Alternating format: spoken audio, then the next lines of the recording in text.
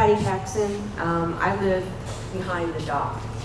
So if you go from where the shell homes are, then there's 3 non-seagrass lots, and then our dock, and then another lot, but they have the high bulkhead. Right. So if we do something just in front of our dock area and in front of the shell homes, is that going to cause more water to channel in on those 3 low-lying lots? No. No. What Got my vote. what actually is going to happen there is that you'll get some more accretion. So you'll get more beach, ideally back there. It'll be slow. And also, a lot of that energy coming in there is not getting in from lateral drift because you have the docks. The docks actually dampen the energy coming across. So most stuff you get is coming in from the northwest direction, and will be basically so you won't have as much energy coming in there. So when there's a storm now, it seems like there's more water coming into the road and approaching my backyard. So it won't get worse. It will not get worse. One thing about what we're doing is that when you have a storm, there's 2 pieces to a storm. You have the volume and you have the energy. Volume and energy together is the worst scenario. What we're doing here is we're taking the energy out of the game, or we're directing it in a direction that's away from areas where it can impact the shoreline. When you have a volume, you have a storm surge. This could help a teeny bit with the surge. I mean, if you have a big flood, you're going to have a big flood, but this will give you the flood without the wave. So you'll have a bathtub effect as opposed to a bathtub effect with someone stirring the pot. So that's the benefit. So what you're going to see is you'll see the water come up, but you're not going to have as much waves going in there, and that actually will spread it out farther along the uplands when you have waves in there. But I guess my concern is because those 3 lots don't have bulkheads. Yeah.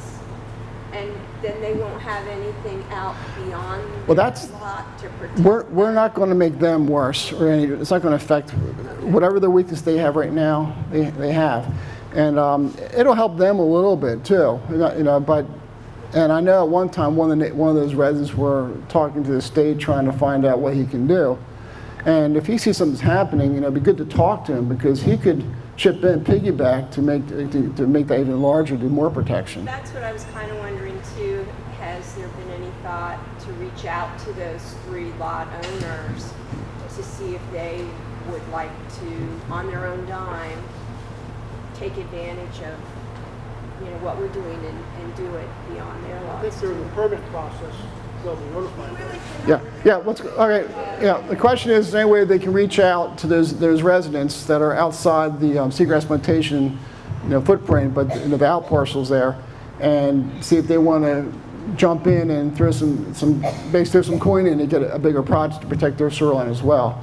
And that's an option.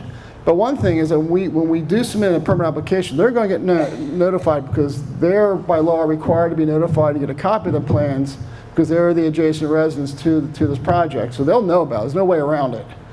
So, and in fact, our permit application has their addresses in there right now that we're putting together. So that they'll be notified. Does the community want to go out there and contact me directly? That's up to you. I can't really tell you what to do with that. But I know some have an interest in doing something. The state actually reached out to me and other people asking, what can we do for this one lot by itself? I said, well, there's only so much you can do, but if he joins in with a group, then you can do a lot more. So. Dennis Cappar, 33 and 212. Real close. Dennis Cappar, 35, 212 Seagrass. You mentioned that Cripple Creek will drain faster than this work that we're doing. My interest was how much tide is going to affect the lots that back up to Cripple Creek. And now when there's a storm, where you have water coming up into the yard, I'm just wondering how much more that's going to be that's going to affect our properties. Shouldn't be any more. The reason being is that when you have a large storm that causes that level of flooding, water is not just coming down the creek. It's coming from the marina. It's coming from a lot of different directions. And that's going to say what's going to help is that it's going to get out quicker. It's going to have a quicker exit. A lot of damage on property is not necessarily caused by the bathtub effect coming in. It's when it's leaving, because everything you design is meant to protect water from coming to you. And designs don't address water leaving you. So, Is there going to be more water coming in? no. No. No, when you have that situation, basically that whole area is inundated. It's coming from different directions. And also the energy for those big forms are coming from the northwest. So having that channel there actually can allow to blow out some water because it's on the downside of the storm front. Years ago, there were no houses in our building, and there was no storm water management ponds, Right. except one big pond. So all that new water now flowing through Quicker. quicker impacted that sluice rate. It's design. It wasn't designed for the amount of water we Right. have now. Yeah, I mean, I didn't do the calculations, but when you have a big influx of fresh water during a large storm event, that's all rushing directly into that impoundment. It becomes an impoundment, what it is. They designed that to work for, I guess, for the sluice. They should have at least. Or they may have said that, going the assumption is there's so much area, it's not going to be an issue. I'm not sure. It depends what the state let them do. Because if it's gone into a tidal area, all that they're required to do by state law is to treat water quality and not volume per se.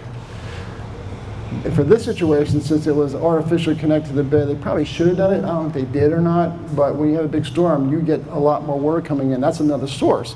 You have it coming overland over the marina, revetments. You had it coming in the sluice. You have it coming from stormwater discharges, and with no outlet, in essence, or a very small outlet. Now you have a bigger functioning outlet, so that's how it's going to benefit. You will still get flood elevations. We can't control that unless you want to build, a dike around the whole community. But we're going to get rid of the energy and also allow this to exit at a quicker rate, a more natural, proper rate.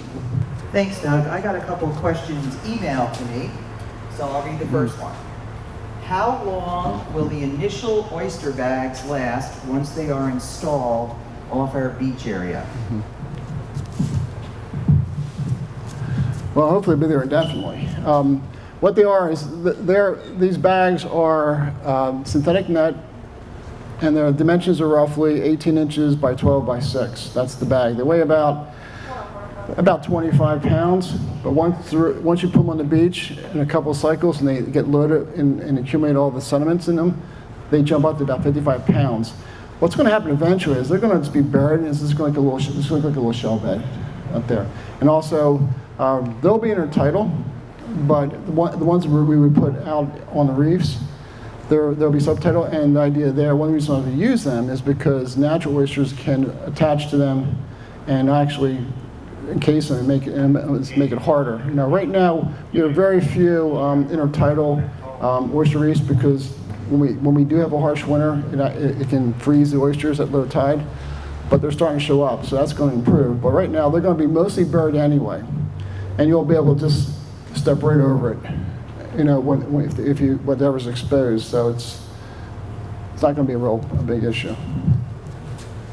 Okay, so the second half of this question has to do with the oyster bags.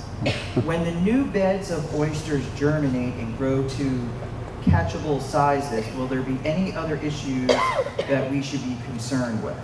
Like the sand beach quality, like, I don't know, if shells would dislodge? No.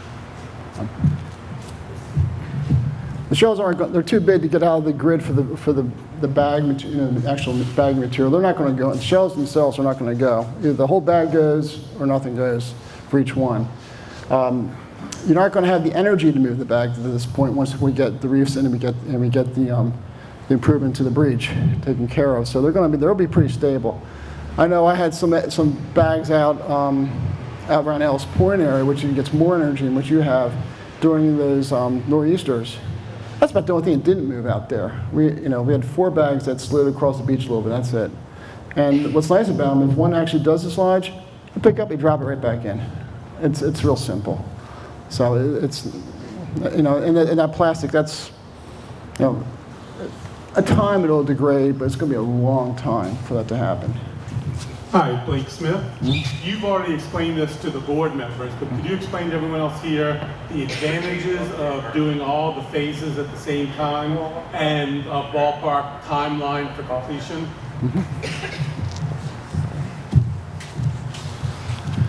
One big advantage is, and we're doing this right now, is that we get one permit for everything. That's a big cost saving because the permit process costs about $7,000 plus or minus, depending on the project, to do. If we do one thing at a time, that's 6 times $7,000. If we do it all at once, that's about $7,000 and change. So you save a lot of money. You save like $30-some thousand just by having it all permanent at once. Construction, that can be more efficient. You have, first of all, you have less disturbance for your shoreline. It's all done at once. You're in, you're out. One thing nice about the, we're talking 2 weeks maybe for the breach section of work, maybe that long, if that, weather permitting. The deployment for the phase 2, the reef structure, those are made off-site. They're brought in either by barge or they would be loaded by crane toward the reef and then picked up from a barge crane and second positioned it. We're talking a week, maybe 2 weeks to do that. That's pretty rapid. The reef on the west side, we're talking about a week to 7 days. That's all hand labor. And near the dock, a few days. Phase 5, the stabilization along the shoreline, about 3 days. And also the work at the phase 6 with breaking up the concrete and making a marsh on top of that, it's probably about a week or so.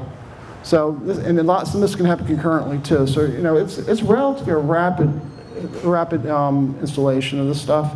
The only thing we would be doing though, if we went out in the fall, we would have to come back in the spring for the plantings. We're not going to plant the vegetation in the fall. This doesn't do as well. It just goes dormant and things can happen to it. So it makes no sense. So we would come back in the spring and do that. So that's the big savings is with the permitting.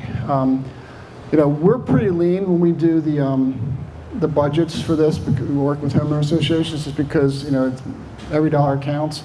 So we're tight when it comes to, we know we do, and I'm kind of a slave driver with the crew. So I get all my contractors, I have hard numbers from right now, and we gave you numbers. So that's not changing, and if it was all the same tactic, they'd be saving construction, but everything's a little different. So they're mobilizing different equipment, so there are some fees, but the mobilization fees, we incorporated that in there, and I squeezed him so we kind of found that happy ground no matter whether they did it the way, the best price we can give you. So that's kind of where that is. But we've already done the full permit. The permit draft has been drafted. It's handed off today, so it'll be reviewed by the board. If they're okay with it, we'll finalize it up, do last minute cleanings, send it back to you, get signatures. We have to do official, like, in-person signatures because the state requires that. We'll probably just go mail it back and forth, and then we would submit the permit as soon as we get that taken care of. And the permitting process is going to be about 2 to 3 months, barring any kind of unforeseen issues coming up, which we haven't really identified yet. So this is a fall project, and then I think right now we're ideally moving ahead with phase 1, and the rest of the stuff is something that you'll have to decide as a group on what you want to do. So, but the thing is also is that the longer this goes on, the worse the shoreline becomes, the longer it takes for it to recover. So time is something that, this is an ongoing process. If it goes on for a number of years, you probably want to ask me to come back because the elevations might change enough where the prices might be adjusted, but for the first couple of years, they should be fine. So. Jim Carnes. I was wondering if the old bulkhead or the sluiceway, is that going to stay there? And also about, have you looked at Holt's Landing State Park and the riprap they have there? It seems like that would be another solution. That's good. The first part of the question is about the sluiceway. When we put in the new breach opening there, we're going to cap with bulkhead the 2 openings on either side of that new structure, and we're going to abandon the one going back into the property, like we described here, with filling it up with vegetation. The other one we're not going to do anything with. That's going to keep silting in. Having that structure there is actually a benefit, because that's another spine that keeps energy from coming in, so it protects your shoreline. And when you don't have any flow going in there, when you have washover, that's going to sealed in, that's going to stay sealed in. Because right now you have two walls that are meant to hold water, pressures coming from the inside out, not from the outside in, the way it's designed. By letting it sealed in with sand, it's like an Oreo cookie, where you have, sand inside. That's another layer of that wall. So they all work together and they get much stronger that way. And that's going to give you, that way that sluice as a protecting structure is going to last much longer by letting it sealed in. So the idea is, why do you want to pay to get something to remove this? You're going to actually destabilize your shoreline more by trying to remove it than you are to leave it there. So that's that part. The other part was what's that? Holt's Landing. Holt's Landing, yes. I'm familiar with Holt's Landing. That's your typical breakwater, try to plant behind there. The problem with that type of thing is that is a hard structure. This type of activity here, we showed earlier with these waves coming through, they're actually working through this reef. And as they work through it, that's the process that breaks these waves into smaller parts and dampens the wave. With a breakwater, it's like having walls. And when energy hits the walls, it doesn't go through that, it deflects, it bounces off or wraps around. So what that's going to do, with the current configuration, if we put that 120 feet of breakwater out there, what's going to happen is it's going to push the energy to the left or to the right, depending on which direction the energy comes from. So it's either going to start scarring out your little round point of marsh more and accelerate that, or it's going to go bouncing into the sluice and start scarring that area out. The only way you can prevent that is you have to connect it to this way and run it all the way across, and even in the front of that little mound out there to give full protection without having any kind of energy deflected and creating more scour. And also, it's not going to have much in the way of, not nearly as effective as far as accreting material and helping your beach being resilient, because energy gets pushed out and scours out. It goes back out into the water. It's not, you get nearly as much accretion coming behind the structures as you would have. The other part about it is, to go something 3.5 foot high, if you figure out how they design these breakwaters, either they make a crib. I think Holt's Landing has a sort of a crib that stone's sitting in out there, if I'm not mistaken. You got extra cost to build that, smaller stone underneath, some woodwork, some timber work, or you put a geomembrane down and lay stone on that. And typical design dimension for this is 3.5 feet high, either a 2.5 to 3.5 foot slope on either side with a little top frame there. So you have about 4 feet and 10-foot slopes on either side. So you're talking about stone that covers almost 24, 25 feet of substrate, solid. And that's more impact, that's more permitting challenges. And also, that's a lot of stone. So if you figure a configuration of that, you're talking a cross-section of around 43 square feet. And then you have to take that all the way across. It's about by 300 feet to get, you're talking a lot more cost in materials to make it work out there. Also with deployment, for actually when you put it in there, it takes a lot more time to lay either membrane down or build a crib and then bring stone in. The stone you just don't dump, you have to place it and notch it in good for it to work correctly. With what we're doing here, these are prefab, you deploy, drop them right in. So your installation cost, as far as with equipment, barges, stuff like that, is a lot more. So you're probably talking a cost of probably about 15 to 25% more to do a project like that. That's if we do the same footprint, the same length. But I said we have to do longer to make it work correctly, so it's going to cost a lot more to do it that way too. And it's not going to be as effective. So. To save time, if no repair is done, how does that affect Bay Colony? If no repair is done on the Bay Is Bay Colony the marina? But Bay Colony, what's going to affect them is that eventually that breach, it's cutting toward, it's eroding into that high marsh and that back dune right toward Bay Colony. If that breaks through, then you have that open water section of that back right now. It can actually start eventually reach the backside of the revetment over time. Also, what's going to happen is that you have more potential flooding in Bay Colony because the water is going to be trapped in there longer. This is going to let the water go out, so whatever flooding we're seeing happening right now, if you have a big storm, it's going to be allowed to get out quicker. So you're not going to have water holding in there. I think the best thing Bay Colony can do is to basically survey their revetment and raise it a little bit to prevent that, reduce that overwash during the big northeasters that come in there. So when you have flooding, it's not, you're not getting the sheet flow going across into the marsh. I mean, that only happens in extreme conditions, but when it happens, though, it does a lot of damage to the marsh, and it puts a lot of water in that basin, which inhibits your stormwater discharge, which inhibits, and also it creates a bigger pot, a big pool of water that can't get out as quick. But as far as any impact to the direct impact, it's just going to help, if anything. It's like Yes, Rich Filiaggi, 34048. My question would be, you mentioned the fact that the non-HOA people on that bay side would be notified. Can they block this situation, number one, from happening? And two, if they can't block it and we proceed with it, whether it's Bay Colony or those homes in front, do we have any liability issues that they could come back later and say, this caused this problem, therefore you're liable because of what you did? they have the ability to comment on permits. They're in the public notice, because there's going to be a public notice during the state permitting process.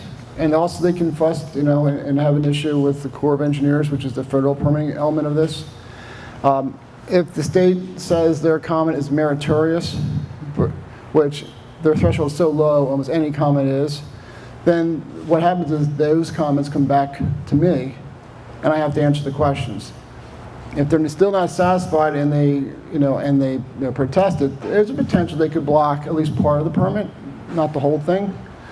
So that's one part, but it hasn't happened since I can't remember it. And the marina has already agreed. And the marina has already been appraised this, and we have a lot of permission for them to go forward with that. So that's all been taken. That coordination has already occurred. As far as liability goes, if for some reason something goes drastically wrong, all these tactics can be removed if they need to be. If it gets something really bad happens, and which it's not, because but if it did, then ultimately that liability is going to come back in front of me, because I'm the one who designed the thing. So it's going to find its way. It may come to you initially, but it's going to find, believe me, I'm sure you'll find me, and and have a problem. But the thing is, it shouldn't happen, because it's again, all we're doing is dampening energy. And we're stopping from coming to the shoreline, so there's really not much that can happen. And also, the only thing liability-wise that could happen would be if a reef is struck by a jet skier or something like that. We're required to put marking out there, whether it be buoys or even dropping a pole in there with a sign saying hazard underwater structure or something like that. And that's where it's going to be a requirement of the permits. And that's going to happen. We have budget money to put that in. If we do that, then it's the operator of the vessel has basically a responsibility as well, that if they're not paying attention to the signs, to indicators, not paying attention to nautical charts, they have that responsibility too.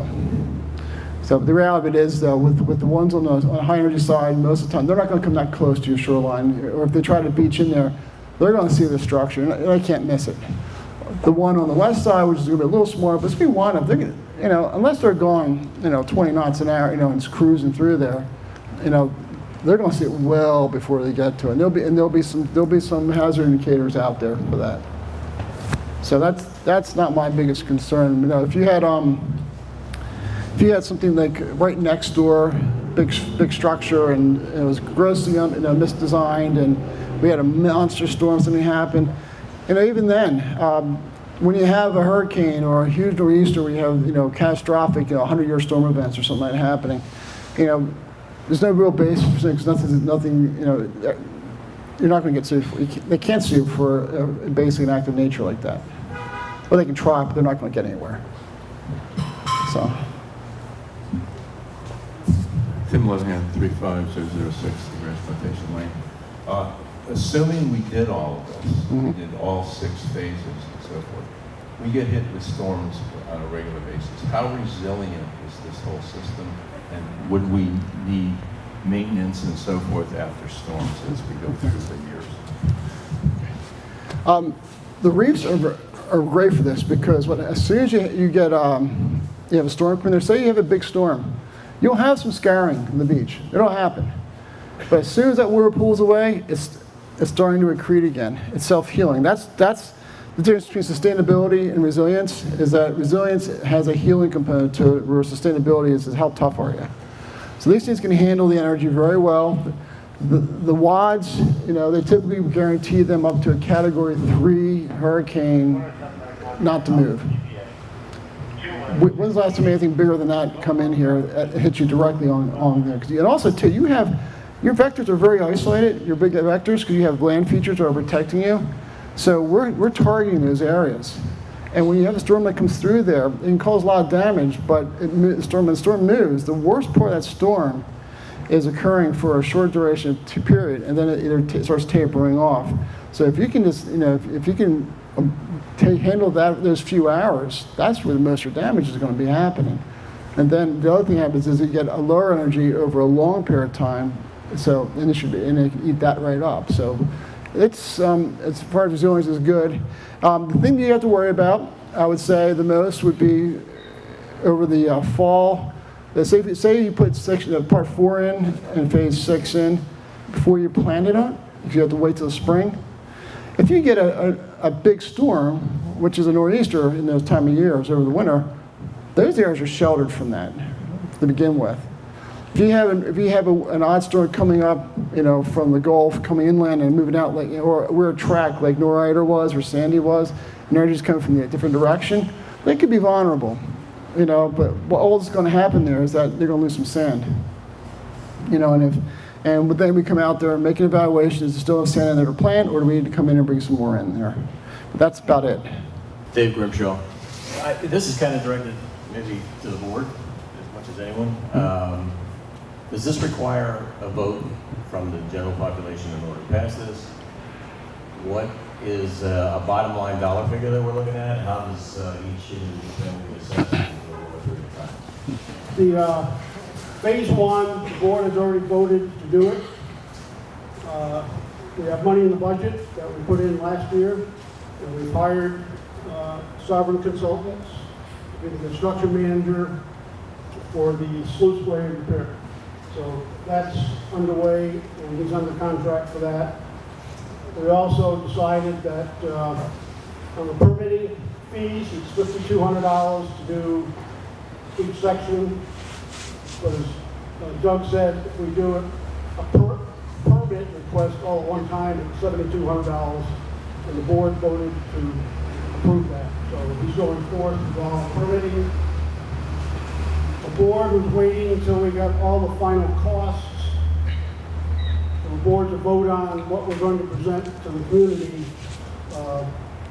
We're meeting 20 June to vote on what options the board is going to present to the community. The board has appointed myself and Betsy Petrick, the treasurer, to be working with some banks to secure a loan or the process of how to do it. And we've been in contact with 3 local banks, and we're doing that. But we need to know the dollar figure first, to go back to the banks. And there's a number of things we're looking at, whether it's a secured loan or an unsecured loan or a construction loan. They all have different terms and rates. So those things we have to look at. If you look at our articles of incorporation, the board can take out a loan without going to the membership for a vote. But in our communication to the community, we said we didn't feel comfortable doing that since this is such a big project.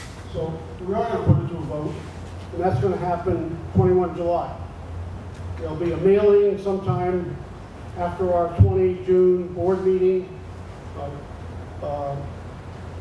explaining what the bank won't give us a mortgage unless the membership approves.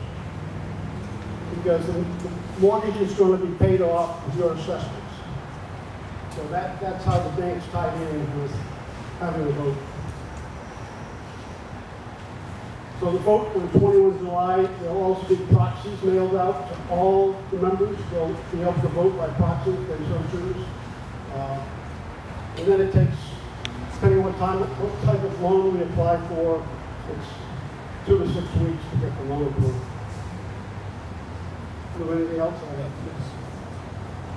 Did that answer that question sufficiently? Thank you. Bob Harrison. Anything we have that's a capital expense, we're going to have to roll this into our reserve for replacements at some point in time. Not this. Why not? It's not in our reserve fund yet. I know it's not, but we're going to have to. That'll be an ongoing expense. Do we know, have we got an estimate as to what that ought to be? We have a design life for the components. At some point, that has to be part of the equation also. But also, we just got into we have to insure it as well because of the liability and other things. As we found out in Ellicott City, that 1,000-year storm can come by every other year. And after every storm, we'll have them come out and take it to an assessment. It sounds like it's going to be an ongoing thing. We need to have an idea as to what that's going to cost in the long run, too. Yeah, very good point. And our reserve study is due for renewal. We thought we'd do it this year. We put out requests for proposals, and the proposals came back double what we estimated. So we're going to have to go on to the 2019 budget to do our reserve study. But that'll be included as a new item in the reserve study. And the last reserve study didn't include our stormwater management plans, which they should have. So that's another item that needs to be in there. Good morning. My name is Steve Yates. I'm at 35206 Seagrass, Plantation Lane. Doug, thank you very much. I have 2 simple questions. Oh, so sorry. Okay,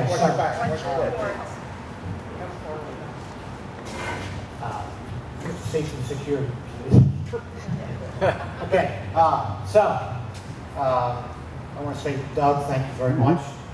I have 2 simple questions for you. But I want to first say that as an engineer, graduate in civil engineering, this fella has done an absolutely excellent job. You can have full confidence. Now, I'm not a marine engineer like he is, but based just on his presentation, his experience, his apparent knowledge and success over the years, I mean, we've got the right guy here. So I'm not going to second guess anything he's doing. I think he's looked at a lot of alternatives, and he's studied it very well. So, in fact, I think it was probably an easy job for him based on his experience. This was probably like a no-brainer for him. Am I right, Doug? No, they're all fun. They're all different. They're all different. There's no an easy job if you do it right. You got to spend the time on it. So 2 simple questions. The first one is, what is the cost per phase? Do you have like just a lump sum cost estimate per phase? the board has all numbers for every phase. Originally, when we first did the draft, we gave them a range, and then within the last, I guess, week, earlier this week, I got final numbers, like hard numbers per phase. I don't have them on the top of my head, but I'm sure you're going to show them that when you for the vote and stuff. So, but the board has the numbers right now. Okay. So. Okay. A little more practical question is the fellas and ladies who like the kayak. Yeah. Okay, we come off the beach there where the gazebo is typically. So the question is whether the structure that you're building, whether that's going to interfere with our getting out into the bay at that point. It actually make it easier in many respects because you're going to have you're going to have an improved beach, a more level beach. Behind the structures, you'll have calmer water, so boarding and getting off if you want to sit out there.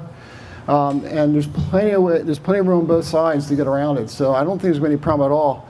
If any of you are bird watchers, because it's going to attract, because the structure is going to attract minnows. You might have some more birds out there. For those who fish, it's going to be a fish magnet, so it's going to be better fishing off the shoreline there if you do that. kayakers, you have something fun to go around, you know, so just, you know, it'll give you shelter. You have a little, basically have a shelter cove there. So We'll be able to go through this, around the structure. you'll be able to go around for sure. These structures, they're pyramidal. They're put in about 6 inches to 12 inches apart at the base, and they come out at pretty good angles. So if you're pretty good in a small kayak, you may actually be able to get squeak between them. These are pretty, the bigger ones definitely could have done that. These ones are going to be a high tide, but you have no problem getting around this because it's only about 140 feet long total, and you're going to have you have the whole side of that beach that's sheltered. That's not going to have any structure at all. Steve, we'll put a rough water section just for you. Yeah. So, Thank you, Doug. yep. Thank you. Appreciate it. Anybody else? Oh, Susan Adams. On one of your slides on the bottom, I believe it did have some financial numbers for each phase, No. if I read it correctly. not exactly. That was this table. I'm not sure if everybody hears it. The table you saw that on is that when we're looking at alternatives for this phase 2, we had the 3.5 wads farther offshore, inshore, the 2-foot high wads farther off inshore, and costs associated with just that phase. For those 3 phases. Yeah, well, if we did different alternatives, what the cost would be. For each one. Yeah, for phase 2 only. Okay. Okay. So. I still have another 2 questions. Sure. Okay, the next question I have is, when we take this wonderful loan that we are all looking forward to doing, I'm sure, when the terms of that loan ends and he gets paid for doing this repairs, will our dues at that point go down the amount that was increased at the time for this to be done? And number 2, did we look at maybe if it's a $250 project, $250,000 project, there's 205 homes, I believe, part of Seagrass. So it would cost each of us probably a little over $1,000 to do this. That maybe we could, instead of taking a loan, maybe give $350 or $400 every couple of months to pay this instead of taking a loan. And then not pay the interest. Right, and not have to pay the interest, not have to increase our, whatever. And if we knew that we were going to have this bill of $400 in a couple of months, or a couple of more months, or whatever, maybe we would probably like that better. So just an alternative.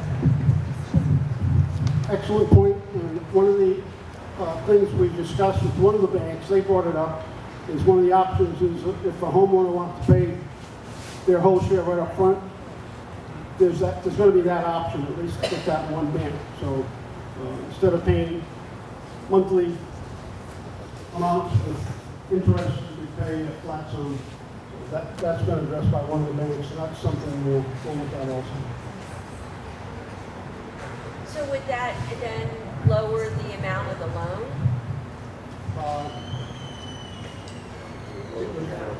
Well, I guess so over time, but the interest accumulates just like the home mortgage.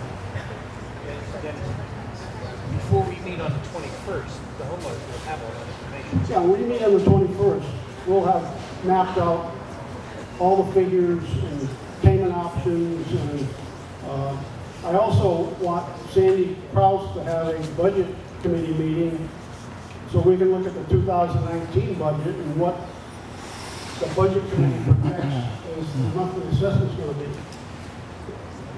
It could be less than we're paying now, depending upon what projects people want in the pipeline.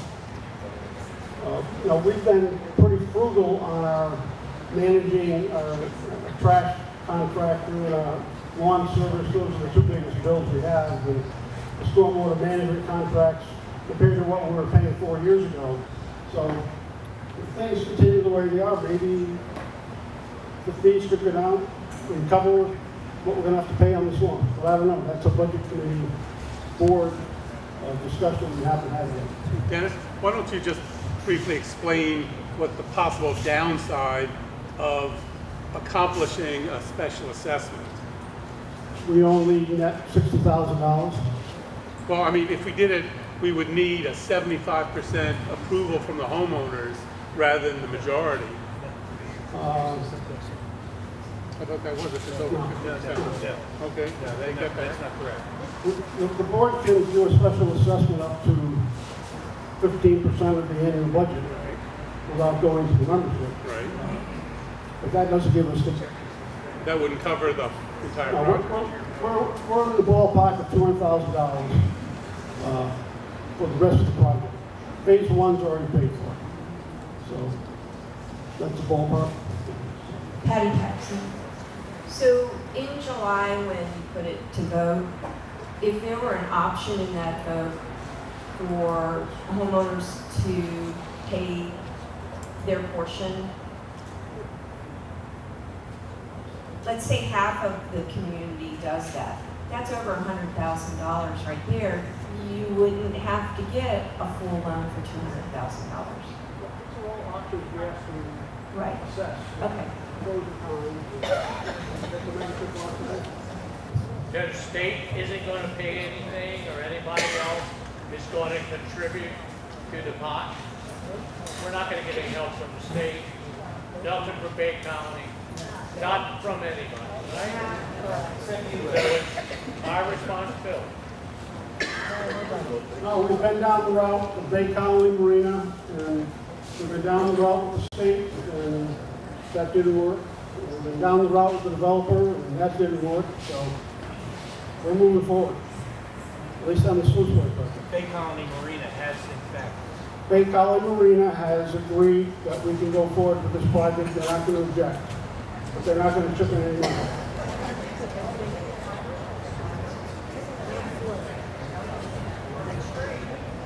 Thank you so much for coming, for great questions, and thank